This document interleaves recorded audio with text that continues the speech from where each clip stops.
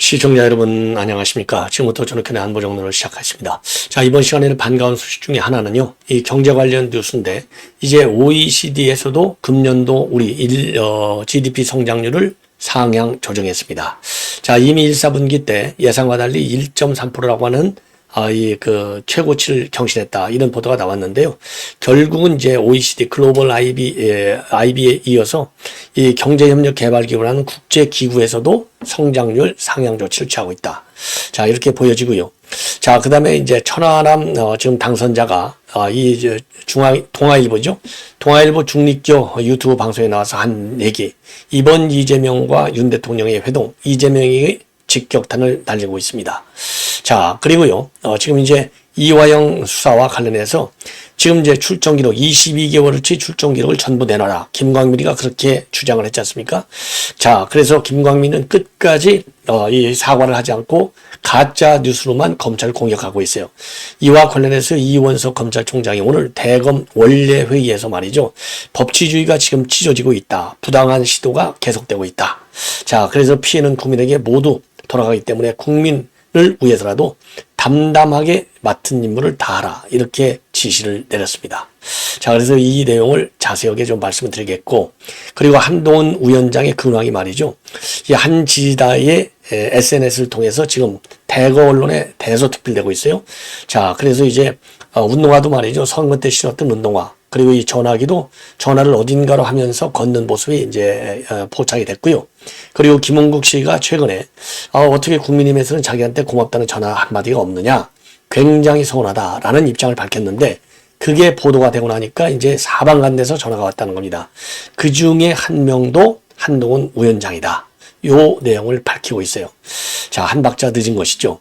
자, 그래서 요 내용도 여러분께 말씀을 드리도록 하겠고, 그리고 현근택 재판이 오늘 열렸습니다. 처음으로 전근택 재판이 열렸는데, 아시다시피요, 지금 이화영 재판과 관련해서 대북 송금 관련 자료, 그러니까 법정에서 말이죠, 이 제3자에게 유출될 수 없는, 그러니까 변호인하고 당사자만이 볼 수 있는 건데, 요거를 이재명한테 빼돌렸어요. 요 빼돌린 혐의의 재판이 오늘 지금 이제 열렸습니다. 자, 오늘 재판은 짤막하게 열렸는데, 그래도 핵심적인 내용이 바로 하나 있어요. 이화영 부인하고 지금 이화영이는 공범관계가 아니냐, 이러한 주장을 했습니다. 그래서 요건과 관련해서 이제 재판청에서도요, 다음번 재판에서 그 관계를 좀 밝혀라, 이렇게 주장을 하고 나섰습니다. 자, 그래서 지금 이제 이화영 재판, 이제는 드디어 말이죠, 현근택 재판을 통해서 이화영의 부인, 이 공범 여부가 이제 확실하게 나온다. 자, 이걸 보면 말이죠, 이 얼마나 이게 잘못된 이 부인의 이 행부인지 여러분들께서도 이제 충분히 짐작이 간다, 이제 확인이 된다, 이렇게 볼 수 있는 대목이라고 봅니다. 자, 그래서 요 내용, 공범 여부, 그래서 이제 요거가 이제 또 중요한 쟁점이 이미 됐고요. 자, 그리고 이제 대구시에서 말이죠, 이 박정희 전 대통령을 기념하는 동상을 세우기로 대구시의회가 이제 결론을 내렸는데, 이 시민단체가 강력히 반대하고 났어요. 자, 그래서 이제 그러니까 이 홍준표하고 그리고 시민단체 간의 대형 충돌이 불가피해 보입니다. 자, 이러한 뉴스를 가지고 여러분께요, 짤막하게 좀 많은 뉴스를 여러분께 보내드리도록 하겠습니다. 자, 일종의 이제 윤 대통령의 경제정책이 이제 한 2년쯤 가다 보니까 효과를 발휘한다, 이렇게 볼 수 있는 건 아니겠어요? 그래서 금년도 경제성장률 전망치를 OECD가 말이죠, 2.2%에서 2.6%로 무려 0.4%나 상향 조정을 했습니다. 그래서 국제기구가 이렇게 이제 OECD와 같은 말이죠, 그야말로 이런 걸 그야말로 이제 가장 큰 경제협력 개발기구인데, 이 국제기구가 상향 조정을 이제 본격화하는 것이 아니냐. 그래서 이거는 낭보 중에 낭보다, 이렇게 생각이 듭니다. 자, 그리고요, 지금 이제 이 기재부에 따르면은 OECD가 이렇게 이제 2.6%로 상향 조정을 했는데, 지난 2월 달에는 2.2% 성장을 예상했다고 그래요. 그래서 3월에는 0.4%가 이제 올라가서 2.6%로 이제 상향 조정했다. 자, 이 이유 중에 하나는요.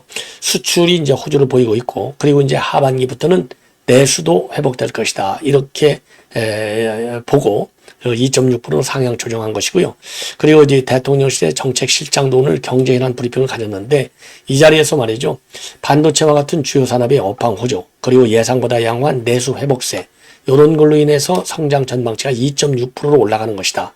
자, 2.6% 성장을 할 경우에는요. 1인당 국민소득 2만 달러를 넘는 G20 국가 중에서는 제일 높은 수치다. 자, 이렇게 평가를 하고 있습니다. 자, 그래서 지금 전반적으로 보면요. 골드만삭스를 비롯한 글로벌 IB도 우리 성장률을 2%대 중반으로 잇따라 상향 조정한다 있다고 합니다. 자, 그럼에도 이제 안타까운 것은요. 전문가들 사이에서는 고금리와 고물가로 체감 경기가 여전히 얼어붙고 있고 내수가 뚜렷하게 회복됐다고 판단하기는 좀 힘들다. 그러니까 이제 민생경제 여기는 좀 아직도 차갑다. 그러니까 실질적으로 수치상으로 나타나는 경제성장 이 효과가 이 아래층에 내려가기까지는 좀 시간이 걸린다. 이렇게 볼 수 있을 것 같아요.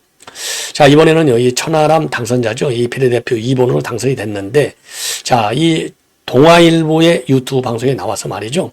이번 윤석열 대통령과 이재명과의 회동을 두고, 자, 이재명이가 준비한 원고를 대통령을 옆에다 앉혀놓고 쭉 읽어간다고 하는 거. 이거는 하나의 대통령을 갖다가 하나의 본인의 기자회견에 소품처럼 쓴 거다. 아주 잘못된 것이다. 이렇게 직격탄을 날리고 있습니다.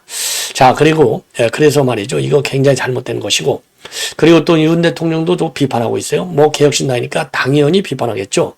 윤 대통령 역시 자리를 주도한다는 느낌을 전혀 못 줬다. 경청한다고는 했지만은 그래도 최소한 대통령이 길지는 않더라도 국민들께 휘어잡을 만한 핵심 메시지는 모두 발언해서 했어야 할 것 아니냐. 자, 그래서 이 대통령도 사실은 그렇게 잘한 것은 아니다. 이러면서 추가적인 영수회담 가능성은 희박하다. 이렇게 입장을 밝히고 있어요. 그리고 22대 국회에서 이 본인은 말이죠. 곱비 불린 망아지 역할을 할 거다. 이게 뭐 이준석 2, 시즌2를 하겠다는 얘기가 아니겠습니까? 그래서 이준석이는 지역구를 챙기고 우선, 그리고 비례대표 당선인 1번 여성이죠. 이주영 의사의 경우에는 그 복지 분야에서 역할을 할 것이고, 그리고 천하람 당선인 본인은 이제 거국적 의제를 논의하는데 앞장서겠다. 이렇게 입장을 내놨고요. 그리고 이준석 2027년도 대선 출마를 놓고서 젊은 대선 주자를 보유한다는 것은 굉장히 소중하다. 자, 그리고요. 본인도 국회의원직이라고 하는 아주 소중한 기회를 얻었기 때문에 좋은 의정 활동으로 좋은 정치 지도자가 될 수 있다. 이런 생각을 국민들에게 전하겠다. 이런 야망을 드러냈습니다. 자, 이번에는요. 이원석 검찰총장이 오늘 대검 원내회의에서 강력히 입장을 내놨습니다. 자, 한마디로 얘기해서요. 이 사법의 정치화가 심각하다는 겁니다. 자, 그럼에도 불구하고 국가 국민을 위해서 묵묵히 담담하게 일을 해라. 이런 지시를 했어요.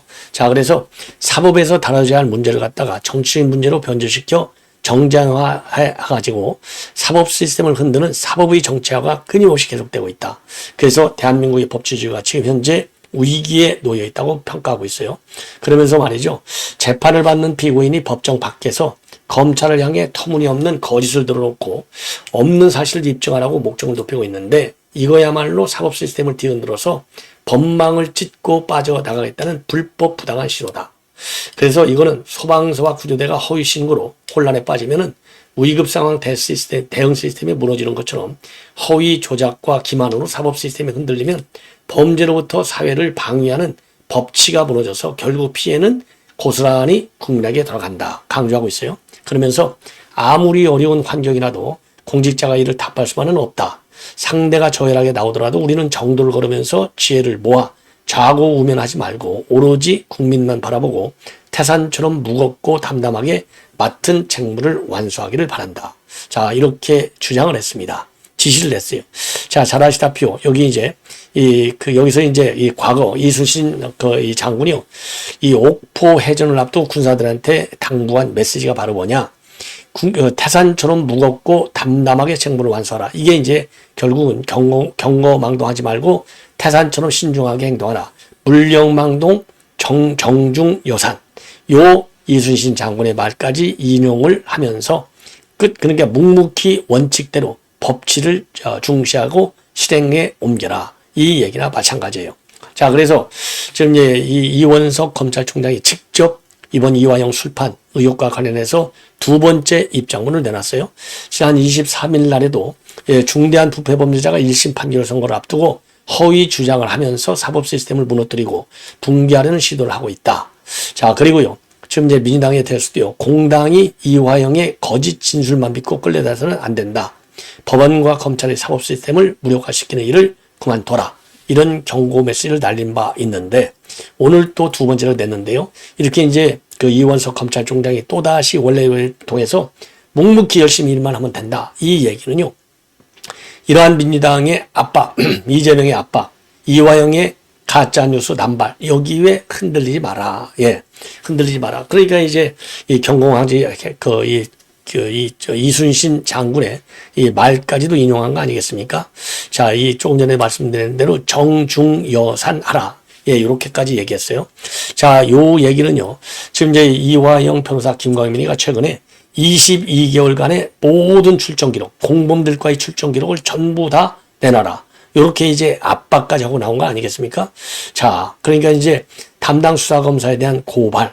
자, 그리고 이제 또 이 전관 예우, 전관 그 변호사를 또 붙여줬다는 또 강제 가짜 뉴스. 요런 것들을 남발하니까 결국은 또다시 그렇게 이 사법의 정치화를 갖다가 흔들고 있는데 요거에 동의하지 말라라고 하는 당부의 메시지인가 아닌가 이렇게 생각이 듭니다. 자, 이번에는요, 지금 한동훈 위원장에 대한 근황이 되겠습니다. 자, 그래서 우선 사진을 보시면은요, 이 도곡동 아파트 인근, 이게 이제 어딘지 뭐 대충 짐작이 가실 것 같아요. 삼성, 이 팰리스, 그 아파트 인근이니까 거기 이제 상가가 되겠죠. 예, 여기서 이제 두 카트가 잡혔어요. 두 카트. 자, 그래서 이것은 이제 이 신발을 보시면 이제 이번 선거 때 찍은 신발이고, 이 핸드폰이고, 요거는 이제 조금 더 이제 이 걸어가는 모습이 이제 좀 더 자세하게 이렇게 나와 있는데, 요거를 말이죠. 요거를 지나가는 이제 그 사람이 이제 이거를 찍었다고 합니다. 이거를 왜냐면 한동훈 위원장 이제 모르는 사람이 없잖아요. 자, 그래서 요거를 말이죠. 이 한동훈 위원장이 이제 찍힌 사진인데 이게 이제 온라인상으로 지금 쫙 퍼지고 있다고 합니다. 자, 그래서 지난달 11일 날, 4월 11일 날 물러난 지 20일 만에 공개된 근황이 되겠습니다. 자, 그래서 요게 말이죠. 이 한동훈 위원장이 이 사진이 이 옛날 트위터 X 계정에 올라와 있어요. 상당히 편안한 옷차림이고 햄버거 가게 앞을 통화하면서 지나고 있는데 이 선거 때 신었던 운동화도 눈에 띄고, 자, 그렇습니다. 그래서 이 도곡동에 있는 아파트 인근인 것으로 그렇게 알려지고 있어요. 그리고 이 사진을 게재한 사람은요, 지인이 직접 찍은 사진인데 낯익은 얼굴이라서 눈인사를 하고 문득 되돌아 사진을 바로 찍었다고 하더라. 방송이랑 똑같다고 한다. 그래서 요 사진이 이제 온라인성으로 쫙 도르니까 이 팬카페 우이드 분이에서요. 보고 싶어요. 언제 컴백할까요? 이제 슬슬 움직이시네요. 컴백이 빨라지겠습니다. 국민만 믿고 컴백하시기 바랍니다. 이런 응원의 글들이 쫙 지금 올라가 있고요. 여러분들 아시다시피 이미 이제 화환도 한 1000여 개 정도가 올라온 적 있지 않습니까? 자, 그래서 지금 이제 이 컴백을 좀 빨리 했으면 좋겠다라고 하는 덕담을 하고 있는 것으로 보이고, 요 사진이 올라오기 전 최근에 가장 빠른 한동훈 위원장의 입장은요, 지난번 이제 페북에서 홍준표가 계속 배신자라고 이제 욕해대고 난리를 치지 않습니까? 그러니까 저희 패배이지 여러분의 패배가 아니다. 그리고 이제 제가 빚을 졌고 미안하다. 그리고 정치인이 배신하지 않아야 할 대상은 오로지 국민뿐이다. 저는 무슨 일이 있어도 국민을 배신하지는 않을 것이고 잘못을 바로잡는 노력은 배신이 아니라 용기다. 사심 없이 신중하기만 하다면. 자, 그러니까 이제 이거는 본인이 뭐 지금 이제 이종석, 그 다음에 이제 김건희 여사 이런 문제에 대해서 대통령 시대 대통령한테 얘기를 한 것은 이건 배신 차원에서가 아니라 국민을 보고 국민을 눈높이서 한 얘기지 그거를 배신하고 할 수 있겠느냐. 더군다나 유쾌한 건 아니지만은 그래도 고맙게 생각할 것이 아니냐. 그게 우리 공동체가 제대로 작동하는 방식이다. 이러한 이 반박 입장문을 내놓은 바 있어요. 예. 그 이후로 이제 사진이 올라온 것은 이번이 이제 처음이고, 그리고 이제 다음 주 중부터 주변에서 활동을 좀 재개하라. 이런 요청을 받고 있다는 거 아니겠습니까? 자, 그래서 그래서 말이죠. 다음 주부터 낙선자들을 중심으로 해서 이제 만나기 시작한다. 이런 얘기가 나오고 있어요. 그리고 최근에 말이죠. 스트레이트 뉴스가 조원 CNI에 의뢰해서 조사를 해봤더니 이재명이가 39.3%로 1위고 한동훈 위원장이 21.9%로 2위고요. 그리고 이제 국민의힘으로 지지층을 갖다가 이제 한정할 경우에 한동훈 위원장의 지지율이 58.1로 압도적으로 1위가 되고 있습니다. 자, 그래서 이 비록 패장이지만 한동훈 위원장에 대한 국민적 기대는 굉장히 크다. 이렇게 볼 수밖에 없고요. 그 다음에 이제 또 하나, 지금 이제 이 김흥국 가수가 이제 이 공개적으로 또 밝히고 있는 건데, 김흥국 씨가 이제 한동안 어떻게 국민이면 나한테 고맙다는 전화 한 번도 안 하느냐? 요거를 언론에 밝혔어요. 자, 그랬더니 이제 전화가 쇄도하고 있다고 합니다. 그 중에는 전화가 쇄도하고 있다라고 하면서 이 김흥국 씨가 밝힌 인사들을 보면 주호영, 김태호, 이철규, 나경원, 그리고 권영세, 조정훈 이런 당선인들은 물론이고 낙선인들도 전화가 걸어왔다고 합니다. 자, 그런데 그 중에 하나 짝 문자 메시지가 왔다는 거예요. 문자 메시지인데 그게 누구냐? 바로 한동훈 위원장이라는 것이죠. 자, 왜냐면 전화를 왔는데 이제 모르는 전화니까 안 받았어요. 그랬더니 문자가 바로 왔다는 겁니다. 그래서 문자 메시지로 한동훈 위원장이 남긴 메시지는요. 안녕하세요. 김흥국 선생님 전화번호가 맞나요? 한동훈 위원장입니다. 자, 이렇게 예의 바르게 와서 본인이 전화를 바로 걸고 통화를 했다고 합니다. 통화를 했더니 한동훈 위원장이 선생님 우리 당을 위해서 이렇게 열심히 도와주셨는데 제가 먼저 연락을 드려야 함에도 불구하고 제가 사퇴를 하고 당 수습 때문에 못 챙겨서 죄송합니다. 제가 몸이 조금이라도 좀 좋아지면 그때 연락을 드려서 따로 한번 식사를 모시겠습니다. 이렇게 얘기를 하더라는 겁니다. 자, 그러면서 말이죠. 이 김흥국 씨는 선거에서 모든 것을 쏟아본 한 위원장이 사퇴하고 건강이 좋지 않은 상황인데도 이렇게 전화를 하고 챙기는 마음에 감동을 받았다. 자, 이렇게 입장을 표명하고 있어요. 자, 그렇죠. 잊을 사람은 절대로 아니라고 저는 봅니다. 예. 자, 이 정도로 이제 한동훈 위원장 관련 내용을 말씀을 드리고 현근택 재판이 오늘 열렸습니다. 자, 현근택 재판이 열렸는데 딱 불과 몇 분 만에 이 재판이 끝났다고 그래요. 예. 자, 그래서 현근택 재판의 경우는요, 이 재판 기록, 그리고 증거 자료, 이런 거를 갖다가 이재명한테 줘가지고, 이재명이는 SNS에, 그리고 민주당은 홈페이지에 요 관련 내용을 게시했어요. 그러면서 현근택이가 자료를 빼돌렸구나. 이게 알려지게 된 겁니다. 자, 이게 이제 예를 들어서, 이게 말이죠. 이재명이가 이 가짜뉴스 생산 과정, 쌍방울 비서실장의 공개 법정 증언과 증언 보도, 너무 달라요. 이런 글을 올렸어요. 이런 글을 올리는 바람에 이제 싹 다 알려지게 된 것이죠. 그러니까 이재명이 사실상 이제 이화영 변호인데 이화영 변호는 이재명 변호랑 마찬가지잖아요. 공범으로 피의자로 돼 있으니까. 그런데 결국은 이재명이가 이 현근택이를 날려버린 거예요. 그래서 잘려나갔죠. 예. 그러다가 보니까 이제 검찰에서는 이 현근택이를 형사소송법하고 개인정보법 위반 혐의로 불구속 기소를 했고 그 불구속 기소에서 이제 지금 이재명의 측근 중에 측근인데 오늘 재판이 열렸습니다. 자, 그래서 이제 오늘 재판에서 말이죠. 판사가 그러니까 이제 3분 만에 재판을 끝냈어요. 왜 그랬느냐? 자, 이 재판을 1차 공판을 빨리 끝냈는지 왜 그랬냐면요. 변호인 쪽에서 의견서가 늦게 나오고 지난달 30일 열람 등사 신청도 했는데 오늘 모두 진술 없이 다음 기일을 공판 준비 기일로 열어서 자세히 논의하자. 그리고 재판장이 막 3분 만에 이 재판을 끝내버렸어요. 자, 그래서 재판에서 그렇지만은요. 현근택 변호인은 무슨 얘기 하나 했느냐?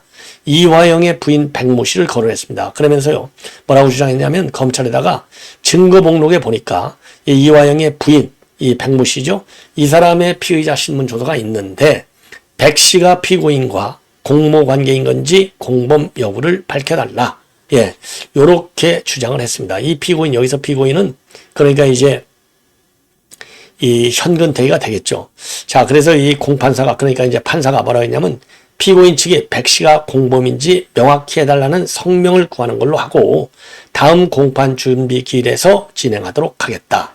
자, 그러니까 이제 검찰에다가 질문했으니까 제가 검찰도 이게 피고인 이화영, 그러니까 현근택이하고 그 다음에 이제 백모 씨하고도 공범이냐 이겁니다.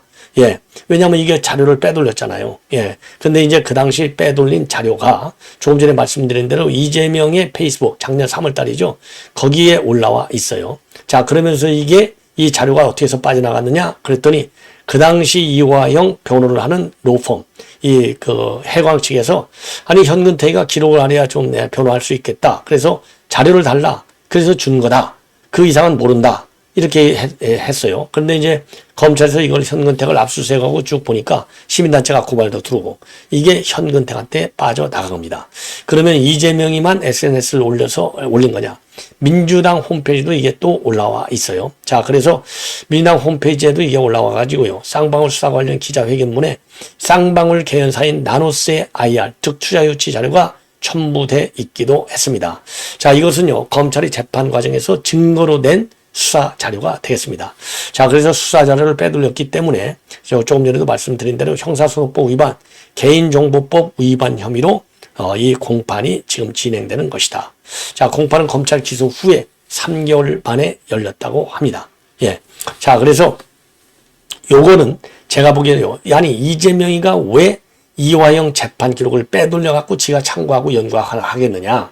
바로 이화영이가 실질적으로 주장한 대로 대북 송금 사건 관련해서 공동 피의자로 되어 있잖아요. 그러니까 본인이 대북 송금과 관련해서 다 보고를 받고 다 알아요. 그러니까 이거를 부인할 수 없잖아요. 그러니까 자기도 어차피 이것 때문에 그러니까 이 작년 9월에 유창훈이가 기각하는 바람에 구속이 안 됐지 않습니까? 그러니까 이거에 민감할 수밖에 없고 요렇게 재판 기록까지 검찰이 가지고 있는 이런 기록물까지 몰래 빼돌려서 본 것은 본인이 지은 죄가 있다.